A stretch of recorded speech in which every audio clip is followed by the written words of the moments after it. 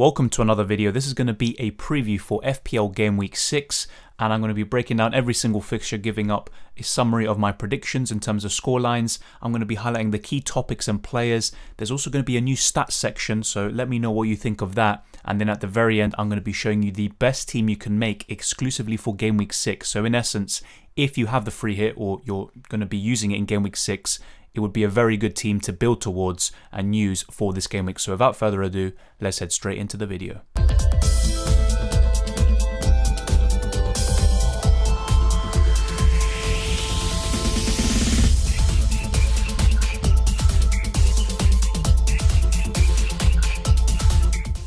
The first game of the weekend is arguably the best, of course. Chelsea against Manchester City, a potential title decider later down the road. And I normally don't go against Manchester City. I tend to predict a win for them.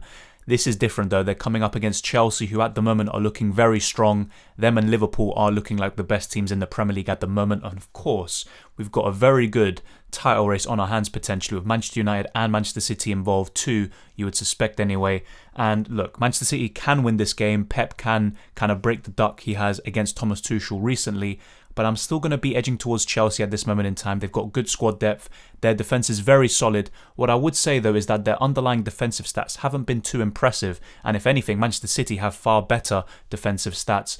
But still, I think Chelsea are going to win this game. I'm going to go over 2-1 win for Chelsea. And in terms of FPL, of course, Lukaku, this isn't really the type of game I'd be captaining him in. But I also wouldn't be taking him out if I had him at this moment in time, because his fixtures from Game Week 7 onwards are superb. Having said that, of course, and I'll show this later on in the free hit team at the very end of this video, I wouldn't be bringing him in on a free hit. I think this could be a very tight game. I don't see one team scoring too many goals. It could be very tight. There could barely be any goals, if anything. And of course, the main kind of topics here are City defenders and Chelsea defenders, and of course you've got Marcos Alonso, who seems very nailed at the moment, but is that going to continue? Is Ben Chilwell always going to be benched? I don't personally think so, but still, obviously I've said this for several weeks now, and Alonso has continued to start.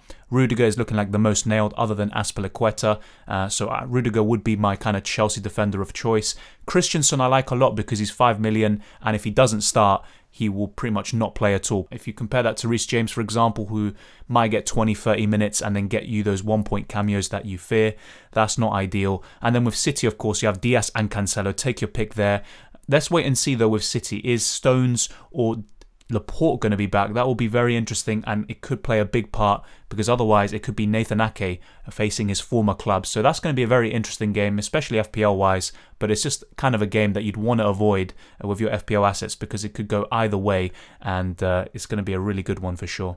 Moving on to the second game, Manchester United against Aston Villa. Now, the forgotten man, Bruno Fernandes, he is still, in my opinion, a really good FPL asset, and maybe in terms of goal scoring, of course, he is top of the league along with Salah and Antonio with 4 goals. But even in terms of the creative stats, big chances created, he is top alongside Trent Alexander-Arnold with 4. And look, Bruno Fernandes still has the creativity. He's got the quality to do really well. You may say he's been underperforming in terms of assists, and then you compare that to Pogba, who's been vastly overperforming. But Bruno Fernandes against Villa is actually a really good captaincy shout. If you have him, I wouldn't be getting rid of him this week, and I think he can do really well. Of course, his appeal is reduced significantly with pretty much no penalties, you would suspect, and also set pieces kind of been taken away from him. At least some of them will be. But of course, Bruno Fernandes still has the quality. He's a great captaincy shout, as I'll be talking about later on in this video. And Manchester United, look, they've been impressive in the Premier League. They've stumbled a bit in the Champions League. Of course, that red card did change things, but Ronaldo has made a difference. He is the X factor, and he's once again one of the best captaincy options this week. Will he be first? Of course, keep watching this video to find out. But in terms of this score prediction, I'll be going with a 3-1 win for Manchester United. Villa looked really impressive against Chelsea and Everton, and Watkins has made a big difference, as I've discussed in previous videos, and I think Villa can score in this one. So if you have Luke Shaw, it's not going to be ideal potentially, but he can still get an assist or two. But yeah, I'm going to be going with a 3-1 win for Manchester United. Moving on to Everton against Norwich, I'll be honest, I'm not completely confident in Everton at this moment in time, especially with Pickford out for several weeks. Richarlison, who knows what's going to be happening with him, and Norwich have actually caused some damage to Everton in years gone by at Goodison Park, so I wouldn't be too surprised. I remember 2 years ago, Norwich actually got a win there, so this could happen yet again, but I'm still going to be going with an Everton win, maybe a bit foolishly there. I think they can get the job done. Of course, no Calvert-Lewin will be a big blow, and then if Richarlison's out and Pickford, then Everton could really struggle here. But I'm going to go with a 3-1 win for Everton. Maybe that is being a bit too optimistic for the Evertonians. And if you have Demarai Gray, of course, this is a great fixture for him. This is where he could shine. Long term, is Demarai Gray a great option? Maybe not. Maybe Gallagher's a better one around his price. But for this fixture especially, you definitely don't want to be getting rid of him. And I can see the appeal of bringing him in, of course. But then Everton do play Manchester United in Game Week 7. So it's a bit of an awkward time to be bringing in these Everton assets. And Luca Digne, very unlucky to score an own goal against Aston Villa. Look, the reason why I didn't end up getting him into my Game Week 1 team is because I don't trust Everton defence. He can still do really well, but he wasn't on set pieces against Aston Villa, which is very worrying. That is a big source of his creativity. But still, I'm going to go over 3-1 win for Everton. Norwich's defence is one to target, but don't be surprised if they pull off a result. Moving on to Leeds against West Ham, arguably one of the best games on paper this weekend. I think both of them can score a bucket load of goals, and it could go either way once again. But the thing what I would say is that Leeds are very vulnerable defensively at this moment in time. They're depleted, they've got a lot of injuries, and even then they've been struggling to keep clean sheets and to kind of maintain their defensive form towards the end of last season. And West Ham, despite the kind of blips they've had recently along the way, including against Manchester United, they've got Antonio coming back. He's going to make a big difference, and I think Leeds are actually one of the teams to target at this moment in time, not only for the captaincy, but just also for any of these assets, such as Benrahma. I think Benrahma could do really well, and that's the reason why I've kept him into my side.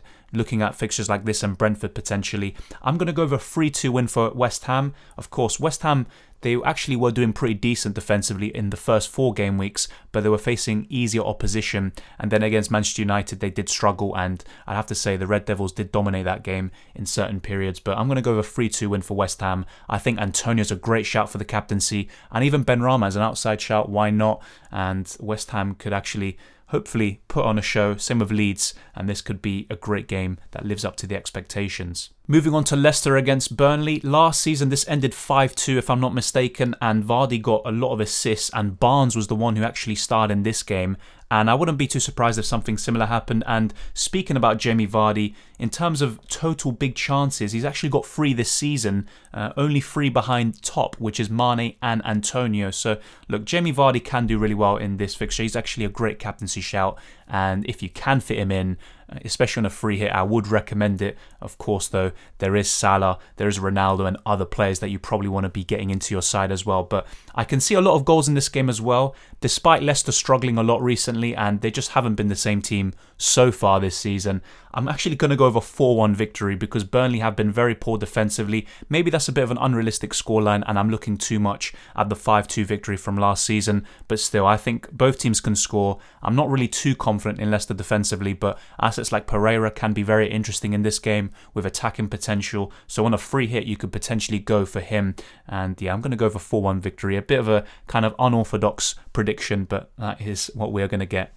Now we have Watford against Newcastle, another interesting game to call, and of course the big talking point at this moment in time is Ismaila Sarr. Should we bring him in if we haven't already? And looking at the next 2 game weeks, you have to say so. A lot of comparisons will be drawn to Rafinha. Now, long term, I'm going to still maintain this belief. I think Rafinha is the better pick long term. But if you want someone for the next 2 weeks, even up to 5 game weeks, I think Sarr is probably one of the best midfielders you can go for. He faces 2 of the worst teams in the league defensively in Newcastle and Leeds so far this season. He can still do well against Liverpool, Southampton and Arsenal. And if you look at his underlying stats, they're actually very impressive. What I would say is that his 4 big chances, they all came against Norwich. So that's one thing that kind of skews the stats in a way. And that's why I was talking about Norwich not being the best fixture to judge players, including Ismaila Sarr. But if you compare his stats to Rafinha, he's superior in expected goals. In expected assists, he's actually not too far off Rafinha. And that tends to be the Brazilian's kind of main asset. And of course, big chances created. He hasn't created any yet, but 9 key passes compared to Rafinha's 10.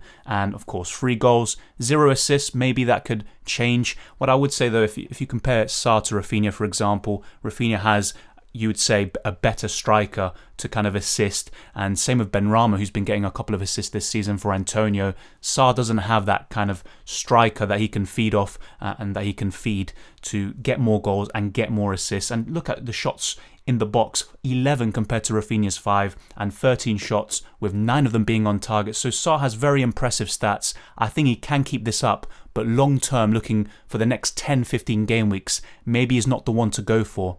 And once again, Watford is not a team I trust offensively, and they're a very inconsistent team in general. And I've said this for several weeks now, but Sarr is looking really good for the next few game weeks. Just bear in mind they might not be the solution going into the long term. So in terms of the score prediction, I'll probably end up going with a 2-0 win for Watford. Newcastle can score a goal, and I wouldn't be too surprised if they even got a draw and it was a 2-2. But I'm going to go with a 2-0 win for the Hornets, and I think Sarr is going to be involved, and it's just a matter of how many points he's going to get. But of course, these things can happen. You know, he has a 15-point haul against Norwich. He has a very good fixture against Newcastle, who have the worst expected goals conceded in the league, and then he fails to deliver. It is Sarr. He's only 6.1 million, and he's playing for a very inconsistent team, so anything can happen.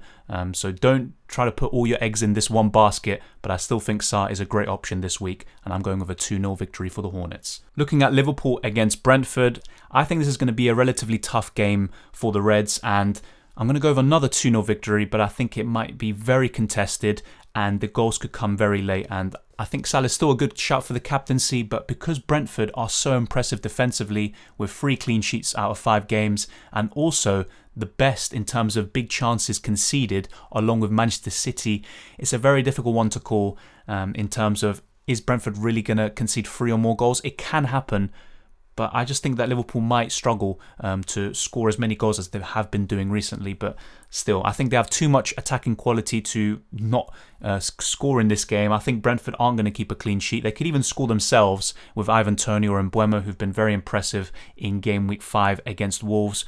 But I'm going to go over 2-0 win for Liverpool, and it should be a pretty good game as well. That might be worth watching.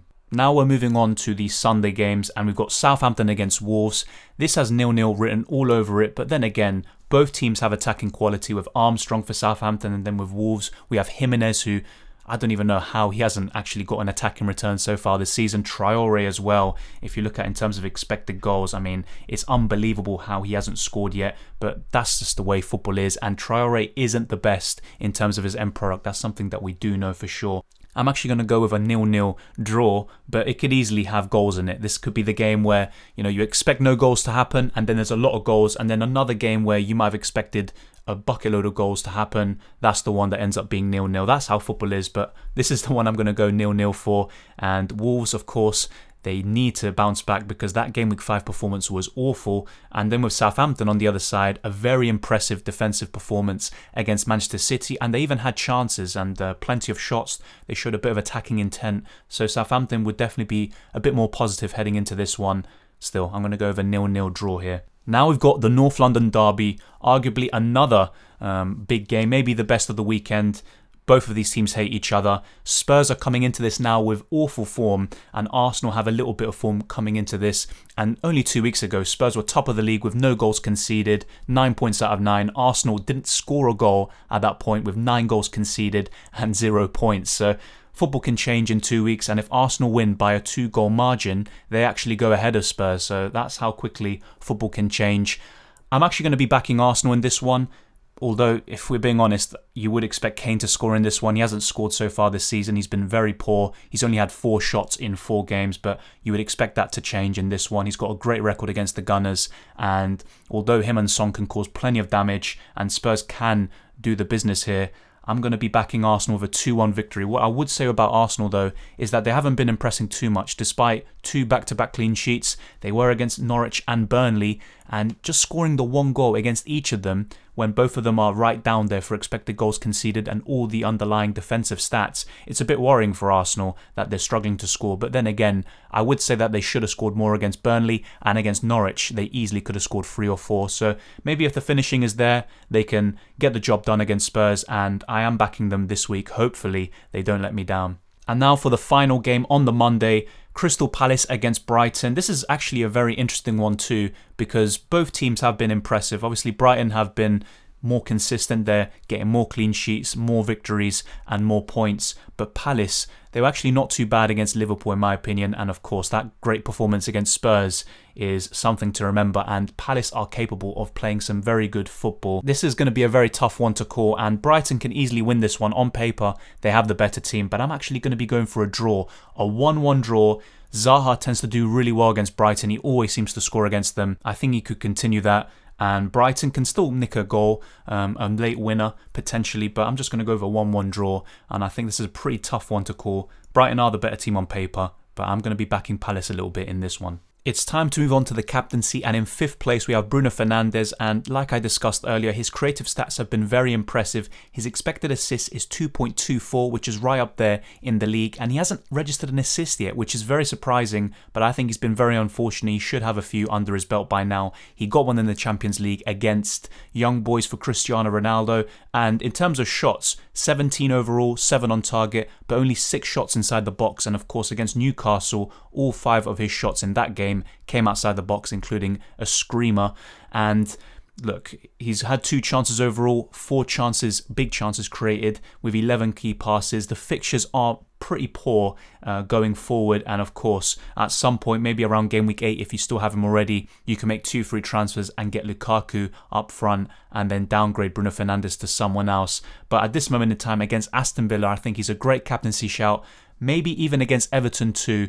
He's not going to be the same level of player in terms of FPL output as he was before, with Ronaldo coming in, potentially taking penalties away from him and some set pieces. But still, Bruno Fernandes is a great pick. And against Aston Villa, who he has a decent record against, I think Bruno Fernandes could actually be a nice differential. Now we're looking at number 4, and we've got Jamie Vardy. He's the forgotten man. He is the stats buster, but he's actually had some pretty impressive stats this season so far. 1.95 expected goals. Even his expected assists is 0.57, and he actually got a lot of assists last season, so he's definitely capable. He's had 3 big chances, so not that impressive. He hasn't created any big chances himself, but 6 key passes is pretty impressive for a striker in only 5 game weeks. He's had 10 shots inside the box, 11 overall, and 6 shots on target with 3 goals and 1 assist. And Burnley right down there in terms of expected goals conceded, shots in the box, shots overall. So I think Jamie Vardy is definitely one of the best options for the captaincy this week. I think him and Harvey Barnes can cause some damage. And in my opinion, Leicester play better when Iheanacho comes on and they have 2 strikers up front, even if it's Daka as well. And I think Jamie Vardy is a bit isolated sometimes when it's just him. And Leicester will be even better if they switch to a 2-striker formation. What will that mean for Harvey Barnes? We don't know. But Jamie Vardy will be a mainstay in that team. And for me, he's a great captaincy shout this week. We've got arguably the best FPL asset of all time in number 3. That might be a bit low considering Brentford is the fixture, but I was talking about Brentford's impressive defensive stats earlier, and that's the reason why he's not in the top 2, but still, Salah's fixture proof. He could easily score 1 or 2, maybe even more goals against Brentford, and not just his goal output, but his underlying stats are incredible. 3.85 expected goals, which is the highest in the league. Of course, Antonio did miss a game, and Ronaldo's only just come into the league, but Salah has been so consistent. His expected assists is over 2, so 4 goals and 3 assists is pretty much fair compared to what his underlying stats suggest. He's had 22 shots overall with 13 on target, 18 shots inside the box. It's absolutely crazy. He's had 4 big chances and created 2 himself with 14 key passes. He is the top FPL player so far with 50 points, and this is the quickest that he's ever reached that mark in history. And remember, he did reach the 300 point mark in his debut season for Liverpool, so if he continues this way, he could easily break that, but of course we have to be a bit realistic about that. Still, some tough fixtures coming up, but for this game week specifically, I think he's a great captaincy shout, arguably the best. Maybe he should be ranked higher, but Salah, what a player. He's been doing really well so far, and maybe just captain him. Maybe that would be the simple thing to do. Another player with very impressive stats despite the sending off in game week 4 is Mikel Antonio, and in 4 appearances, 4 goals, 4 assists, perfectly balanced as all things should be. 18 shots overall, 8 on target and 15 shots in the box. Bear in mind that he did miss a game week, and also against Southampton, West Ham were pretty off it in that game as well, with Southampton defending very well. And 3.6 expected goals. and he'd be the highest really if he had played against Manchester United. I think they really missed him. They needed that focal point up front. His expected assists is just under 2. I mean, these stats are incredible, to be honest. 6 big chances, 3 big chances created with 7 key passes. A lot of people were asking me, should I get rid of Jimenez and get Antonio back? I don't like kind of making those switches from one player to another. I like to give players time. But honestly, with Antonio's stats, with some of his fixtures coming up, I would still get him in. Of course, the fixtures do turn pretty badly from, you'd say, game week 8 or 9 onwards. But still, Antonio, in my opinion, is fairly fixture-proof. And he is the best asset around his price in the forward position for sure. And he's just someone that I wouldn't want to go without at this moment in time. So definitely one of the best captaincy shouts this week. He faces a Leeds side which is very depleted at the back and have been defending very poorly anyway, even with some of their key men at the back. So Antonio is a great captaincy shout this week. Is he higher than Salah? Maybe not. That's obviously down to opinion. But Antonio is a fantastic shout for the captaincy this week, so long as he doesn't get sent off again. And finally, you've probably guessed it, we've got Cristiano Ronaldo in top spot. Aston Villa have been pretty decent defensively and overall this season, especially in the last 2 game weeks. They were very unlucky against Chelsea, and I think they got what they deserved against Everton. United's fixtures turn very soon, but for this game week specifically, I think Ronaldo is the best choice. He's returned in every single game so far for Manchester United, including in the Champions League. In just 2 appearances, he's got 3 goals, 13 shots, 7 on target, 12 shots in the box, and his expected goals is 2.76. His expected assist is 0.53, which is pretty decent. 5 big chances. He hasn't created any himself, and there are instances where he's been a bit selfish. I'm thinking of the Greenwood scenario against West Ham, but that's what Ronaldo is, and he offers you goals. That's pretty much what you're going to get. And he's made 1 key pass, which isn't really too impressive, but he's only made 2 appearances, and with him, we all know goal scoring is his bread and butter. But Ronaldo, I think against Aston Villa at home, I think that plays a big part in the captaincy shout, whether a game is at home or away this season. And for me, Ronaldo is the standout. But once again, we've got Antonio, we've got Vardy, Salah, and many, many more that you can go for. Let me know what you think is the best captaincy shout this week. And is there any kind of really big differentials? Maybe Ismaila Sarr, for example, against Newcastle. Let me know down in the comment section below, and let me know what you think of this. And I have to say a big shout out to Fantasy Football Hub and Frank FF Stuff for all of these graphics. They're incredible, and I think with stats, they give you a very good indication about football, of course. Don't just rely on them. Stats aren't everything, and football is more than just numbers, but still they give a good indication of things that could happen in the future and how things have been going so far. So like I said, once again, a very big shout out to Fantasy Football Hub and Frank FF Stuff, and you can check the links in the description below for Fantasy Football Hub membership. It's a very good site with some of the best writers and also FPL managers that you could actually see in the community. And finally, we have the best free hit team for game week 6. Now, there are a few differences and changes you could make to incorporate some of the best captaincy shouts I talked about just now, like Bruno Fernandes or Jamie Vardy. I'm going to be talking about that very shortly, but for the time being, I think Sanchez against Crystal Palace is a really good option. I didn't back Palace or Brighton for the clean sheet in that game, but still, at 4.5 million, I think Sanchez has a good chance of keeping a clean sheet. Maybe it won't happen, but still, he's one of the best goalkeeper options this week. If Pickford were fit, I probably would go for him, even though he is fairly expensive against Norwich. I'm not too confident in the Everton defence with Pickford out, but still, I do have Luca Digne in there, and if you want a bit of attacking potential, he certainly offers that in abundance. Although just bear in mind that he isn't on all set pieces like he has been in the past, at least judging by the Game Week 5 appearance against Aston Villa. And then we've got Shane Duffy. I wouldn't be doubling up on Sanchez and Duffy in your starting lineup, but Duffy at 4.3 million, he faces Palace. He's got very impressive stats with so many shots in the box, which is actually insane, and just shots overall. And some of his attacking stats are even better than Harry Kane.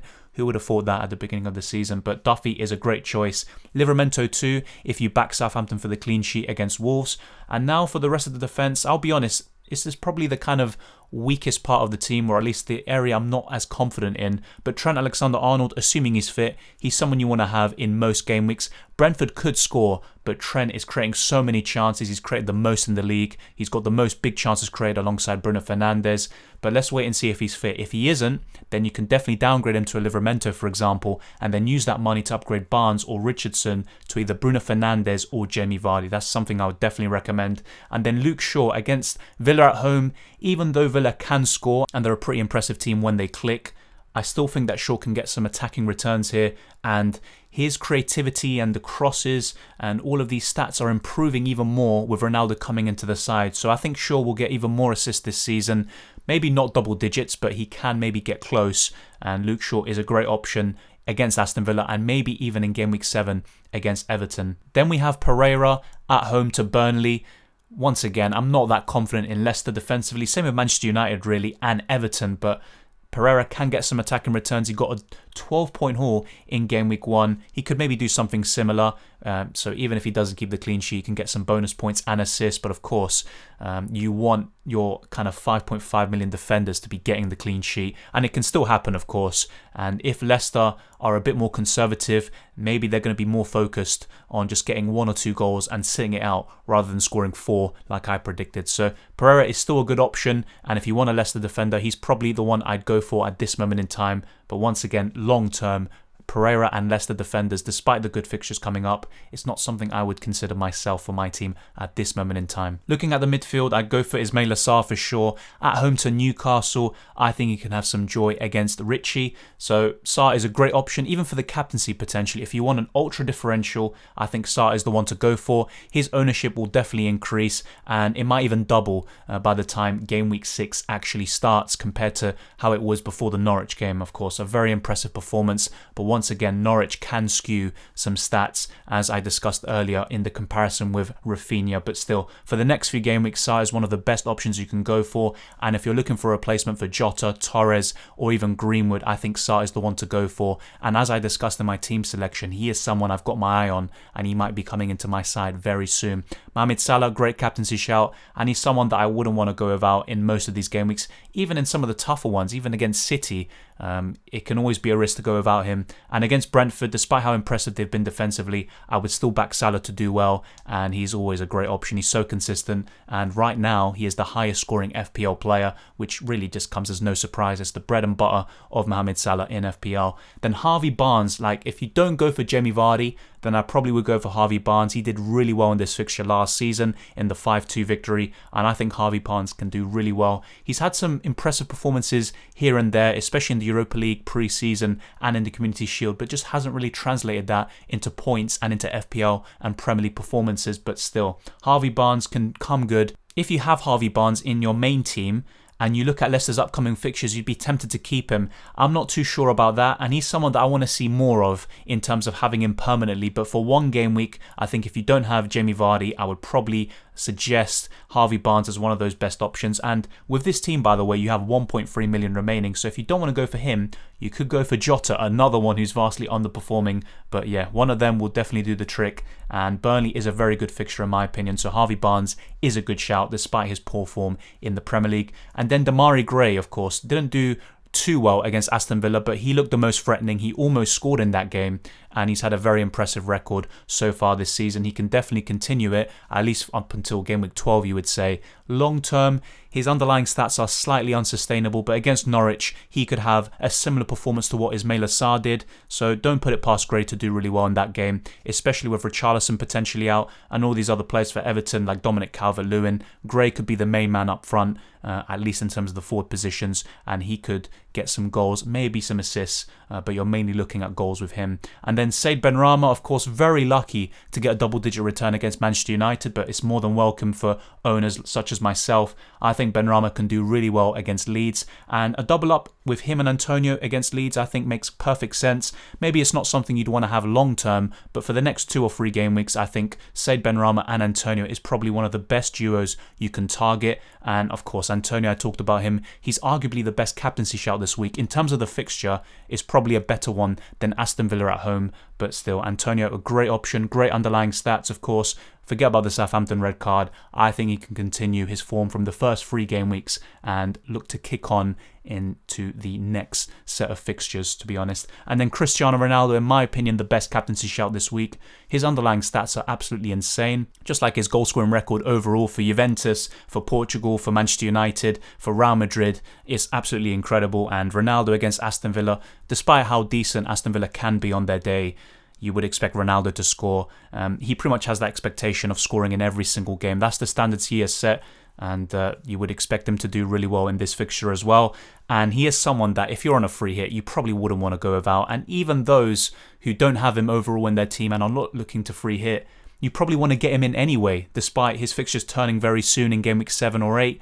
But still, obviously, Ronaldo is Ronaldo. He is fixture-proof, and I think Villa is still a decent fixture. And, of course, in terms of who would start, it'd be Sanchez, it would be Trent, Shaw, and then take your pick between Pereira and Digne with this team. And then Ismaila Sarr, Salah, Barnes, Gray, Benrahma, and then up front, Antonio and Ronaldo. So it'd be a 3-5-2 formation. You can always change things, though, like I said. If Trent is out, which I wouldn't suspect him to be, but let's say if he is, you can definitely use that money to downgrade him to Livramento and then upgrade Barnes or Richardson to Bruno Fernandes or Jamie Vardy respectively. That's something you could do.